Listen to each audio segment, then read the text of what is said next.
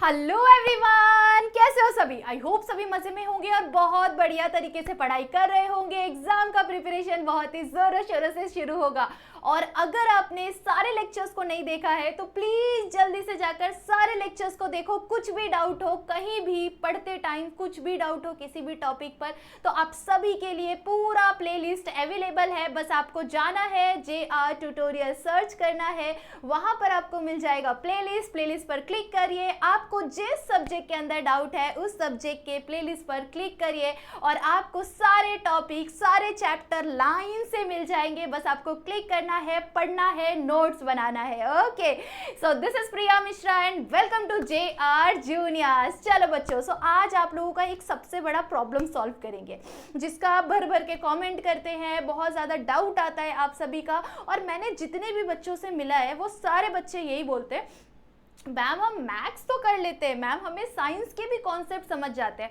But जहाँ बात आती है थियोरिटिकल सब्जेक्ट की, जैसे कि हो गया हमारा EVS 2 जो कि कंप्लीटली थ्योरी है, EVS 1 most of the theory part है उसके अंदर, है ना।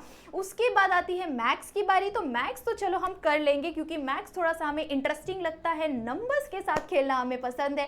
बट जहाँ बात आती है हमें थ्योरी लर्न करने की, ओ माय गॉड बहुत कंटाल आता है, नींद आ जाता है, बोर होता है।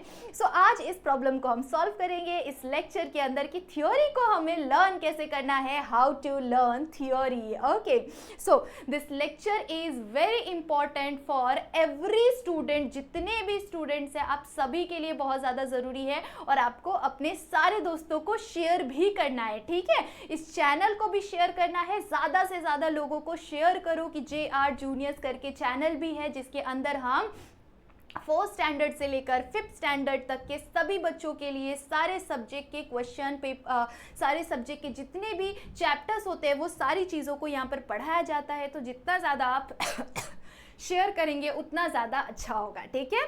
चलिए sorry guys. Okay, so start करते हैं हमारा आज का लेक्चर जिसके अंदर ये 4th एंड 5th स्टैंडर्ड के बच्चों के लिए ज़्यादा यूजफुल है, 6th स्टैंडर्ड के लिए भी है, अगर आप बड़े हो तो आपके लिए भी है, ठीक है। चलो, सो छोटे भाई बहन को ज़रूर से प्रेफर करना है कि इसी से पढ़ाना है, आपको JR जूनियर से ही पढ़ाना है, ठीक है। चलिए, सो स्टार्ट करते हैं। सबसे पहले जब भी हम थ्योरी की बात करें तो थ्योरी को हम कैसे पढ़ने जाते हैं कि चलो टेक्स्ट बुक ओपन किया या फिर अपना डाइजेस्ट ओपन किया या फिर हमारा जो भी नोटबुक है उसे ओपन किया और रीड कर रहे, रट्टा मारे जा रहे और जब हम बुक बंद करते हैं या फिर हमें सडनली किसी ने क्वेश्चन पूछ लिया या फिर हम जब एग्जाम में लिखने के लिए जाते हैं आंसर को तो हमें वो आंसर याद ही नहीं आता, सारा का सारा आंसर ही हम भूल जाते हैं या फिर हमें फर्स्ट लाइन ही नहीं याद आता है और हम उस फर्स्ट लाइन की वजह से क्या करते हैं, पूरा आंसर ही स्किप कर देते, पूरा आंसर ही नहीं लिख पाते। अरे यार क्या था फर्स्ट वर्ड, क्या था, सोच के हमारा पूरा टाइम वेस्ट हो जाता है ना। होता होगा आप लोगों से, आप लोगों के साथ भी होता होगा, मेरे साथ भी होता था जब मैं भी छोटी थी ना, तो मेरे साथ भी होता था। बट अभी के टाइम पर तो हमें करना ही पड़ता है और इसके लिए हमें बहुत सारे तरीके अपनाने पड़ते हैं। तो मैंने सोचा मेरे बच्चों के लिए भी कुछ अच्छे तरीके लेके आओ जिससे उनको भी लर्न हो जाए, है ना। कमेंट सेक्शन में जरूर से बताना कि आप किस तरह से थियोरी को लर्न करते हैं, ठीक है।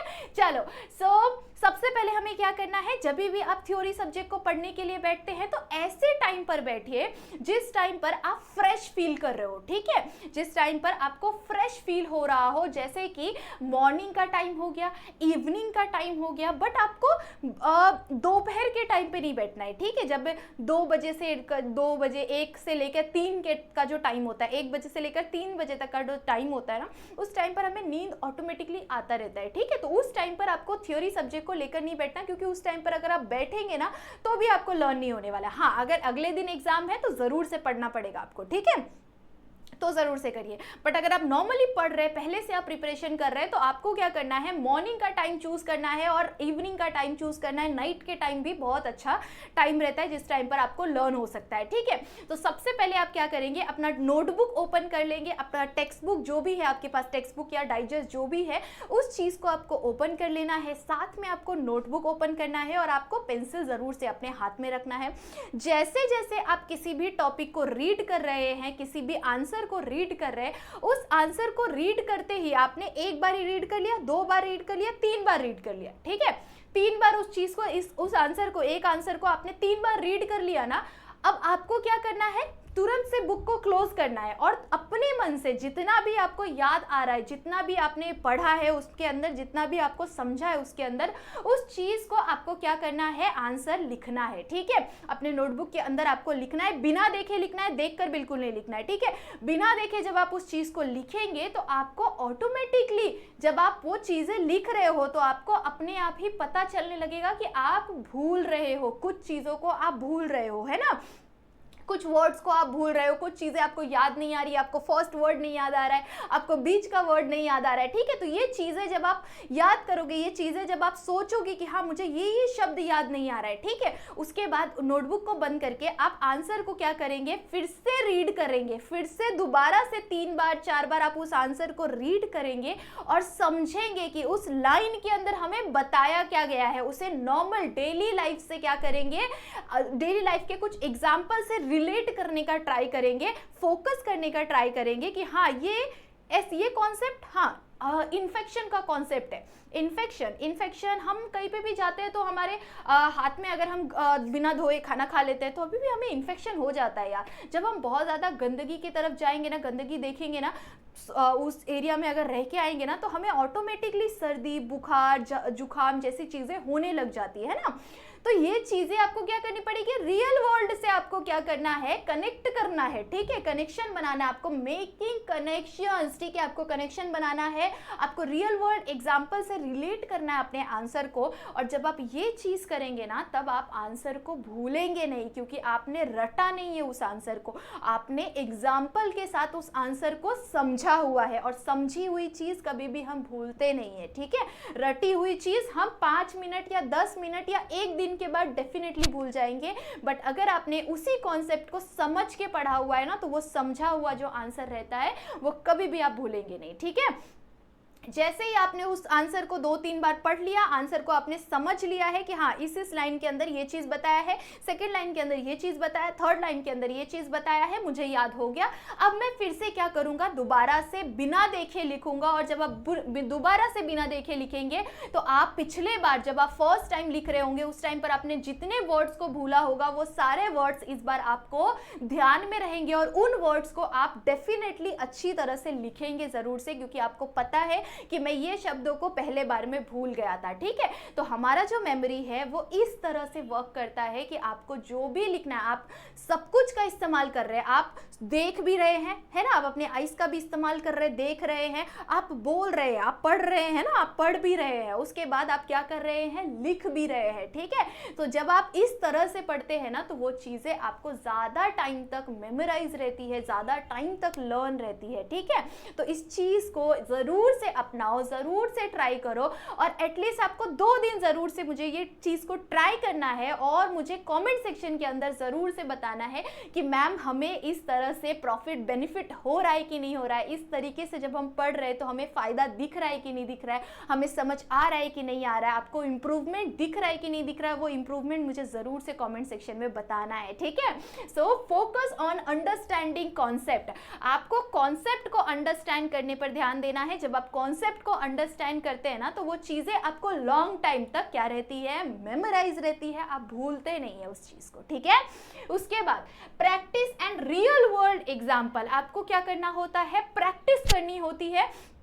आपने पढ़ लिया, उस चीज को पढ़ लिया, अब बिना देखे लिखेंगे। आप जब बिना देखे उस चीज को लिखेंगे ना, तो आपको ऑटोमेटिकली क्या पता चलेगा कि मुझे कितनी चीजें याद है, मैं कितनी चीजें भूल रहा हूं। अगर मैं जितनी चीजें भूल रहा हूं, उस चीज को मैं दोबारा से पढ़ूंगा ना, तो वो चीजें मुझे दोबारा से लर्न हो जाएगी। ठीक है, सो इसके लिए इस तरह से आपको पढ़ना बहुत जरूरी है। रियल वर्ल्ड एग्जाम्पल के साथ जरूर से पढ़ना चाहिए। आप इन्फेक्शन का टॉपिक पढ़ रहे हैं, आप किसी भी ऑब्जेक्ट के बारे में पढ़ रहे हैं, किसी भी चीज के बारे में पढ़ रहे हैं, तो आपको क्या करना होता है, उस चीज से रिलेट करना होता है कि आपके डेली लाइफ में उस चीज का कैसा रिलेशन है, आपके रियल वर्ल्ड एग्जांपल्स के साथ आपको समझना है। और जब आप इस तरह से समझेंगे तो वो चीज आपको हमेशा लाइफ टाइम वो चीजें आपको याद रहेगी। ठीक है, आई होप सो आप सभी को ये हेल्पफुल लगा होगा, आई होप सो आप सभी को ये बहुत अच्छी तरह से समझा होगा, और आई होप सो कि आप सभी इस चीज को जरूर से अपनाएंगे, इस ट्रिक को जरूर से अपनाएंगे, और अपनाएंगे साथ साथ ही साथ कमेंट सेक्शन में बताएंगे कि मैम हम डेफिनेटली ये चीज़ करेंगे,